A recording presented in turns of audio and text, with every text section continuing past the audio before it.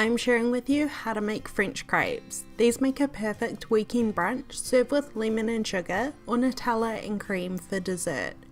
Welcome to Recipes by Karina, where I share with you how to make classic and simply delicious recipes. Make sure to subscribe for a new video each week. To make these French crepes, measure out 1 cup or 125 grams of standard or all-purpose flour. Place a sieve over the mixing bowl and pour in the flour, sieving it through to remove any lumps. This is an important step as it's such a delicate batter that we definitely don't want any lumps in. You'll notice I give the recipe amounts in metric and imperial, so no matter where you're from in the world, it should be easy enough to follow. If you'd like the full recipe for these French crepes, it will be on my website, as well as the full measurements in the description box below. Add a pinch of salt to the flour and use a whisk to combine the ingredients and set the bowl to the side. One of the reasons I love making crepes is they only require 5 ingredients, all of which I always have on hand. You can enjoy them in so many ways: savoury, sweet, breakfast, lunch, dinner, dessert.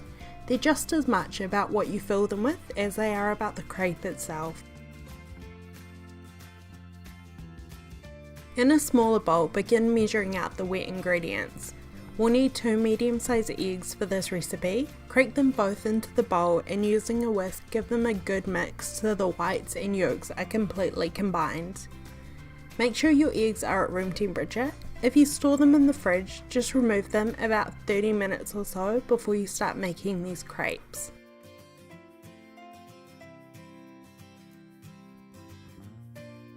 Measure out the milk. I'm using skim here, but any kind you would like will work fine. Pour the milk into the mixing bowl with the beaten eggs and using the whisk combine the ingredients together well.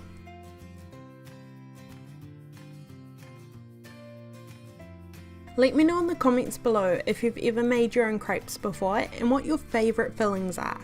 I can't go past lemon and sugar, so simple but so delicious, although I would love some new flavour ideas.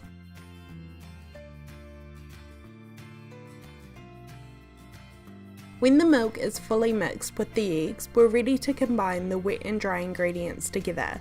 Start to add a small amount of the wet ingredients into the bowl with the dry. I would say about 1/4 of the mixture. Use your whisk here and give the batter a really good mix. Our goal here is to try eliminate the chance of lumps in the batter, which is why we're only adding a small amount at a time. You should have quite a thick batter, so once everything is well combined, add another 1/4 of the wet ingredients and give it another mix. From here, you just need to keep slowly adding the wet ingredients, 1/4 at a time, giving the batter a thorough mix in between. Once you've finished, if you do have any lumps, these can easily be removed by pouring the batter through a sieve. This can be quite a bit of work, and if you do want a little shortcut that's not exactly the traditional way of making something but works perfectly well, you can add everything to a blender and let that do the work for you. It removes 100% of the lumps, mixes everything perfectly, and doesn't take much time or effort at all. Lastly, for these crepes, we'll need a small amount of melted butter. Melt this in the microwave or in a small pot and add to the crepe batter, whisking it in well. Ideally, this crepe batter now needs to rest. As we've whisked it, you'll notice most recipes say not to overmix, as this creates a tough product. This much mixing develops gluten in the flour, so resting it rests the gluten, helping the batter to relax, making it less likely to tear. If I'm making crepes, I'll usually make them the night before so they can spend the night in the fridge ready to be cooked the next morning. But if you don't have that kind of time, an hour or so will do the trick.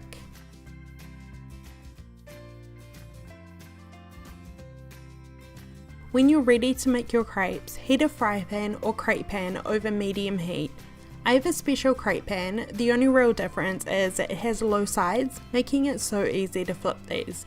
But if you don't have one, a large regular fry pan will be perfectly fine.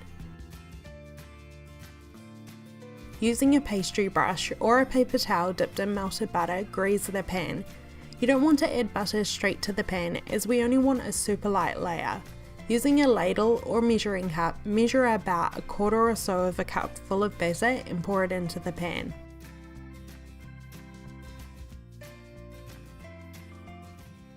I'm using a crepe tool to evenly spread my crepes, but you can also achieve this by tilting the pan to cover.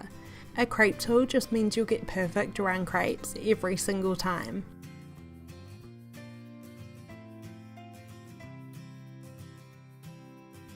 Cook the crepes over medium heat for about 30 seconds to a minute until you can see the top of the crepe is setting.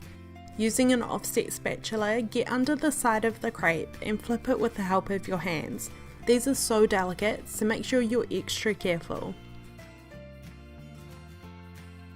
Cook the crepe for a further 30 seconds on the next side before removing from the pan and continuing with the remainder of your batter. Keep them warm under a tea towel until you are ready to serve.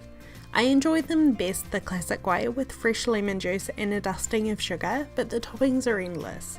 Let me know if you're going to try this recipe, and don't forget to subscribe to my channel for new recipes each week. Thank you for watching, and I'll see you on my next video.